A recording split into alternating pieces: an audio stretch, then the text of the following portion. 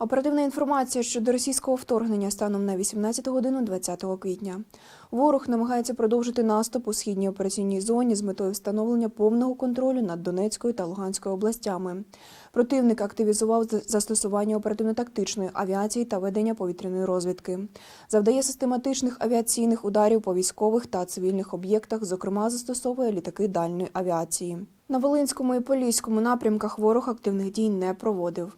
На Сіверському напрямку ознак формування противником наступального угрупування не виявлено. Охорона спільної з Україною ділянки кордону здійснюється підрозділами ворога у посиленому режимі. На Слобожанському напрямку окупанти посилюють угрупування армійської авіації поблизу державного кордону України.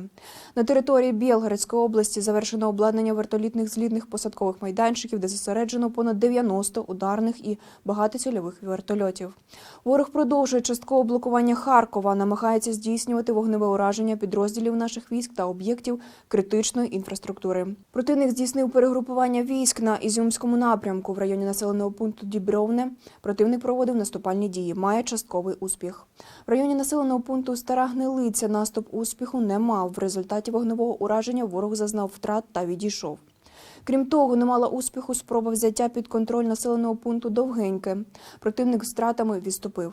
Підрозділи окупантів продовжують поповнювати запаси матеріально-технічних засобів з території Російської Федерації.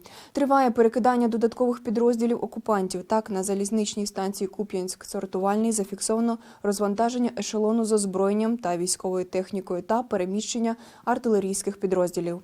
На Донецькому і Таврійському напрямках противник здійснює розвідку маршрутів висування та підготовку до подальших наступальних дій у напрямку населеного пункту Лиман та виходу на Слов'янськ з північного сходу.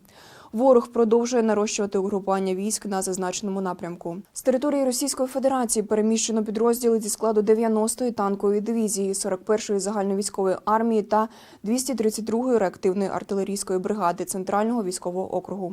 Батальйонна тактична група зі складу 150-ї мотострілкової дивізії втратила боєздатність та виведена в район відведення. Ворог намагався закріпитись в західній та північно-західній частинах Рубіжного.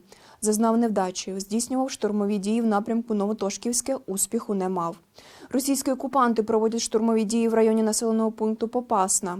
Тривають авіаційні удари по інфраструктурі міста Маріуполя. Ворог здійснює штурмові дії в районі морського порту та заводу «Азовсталь».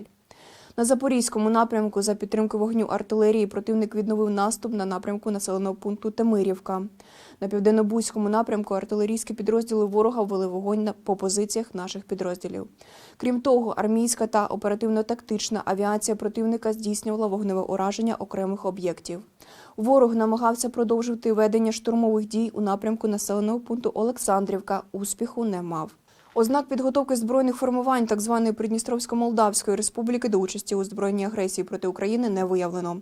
Водночас не виключається залучення силових структур зазначеного невизнаного державного утворення до ведення диверсійно-терористичної діяльності на території нашої держави.